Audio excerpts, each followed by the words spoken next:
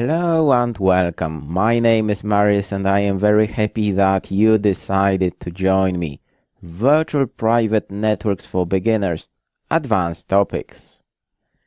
In this course, I want to make sure that you have a better understanding of VPNs and protocols. I have a lot of labs and interesting examples for you. Our main focus will be on IPsec and OpenVPN, a really cool protocol that you can deploy using a router and a virtual machine.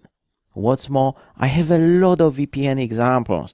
You will use routers, network-attached storage devices, and virtual machines. I want to make sure you know how you can protect your privacy in a better way. We'll deploy NordVPN using an ACES router. Of course, a lot of examples, troubleshooting tips, and things that you need to know if you want to deploy a VPN tunnel, for instance for a home network or even in a small company. Let's get started.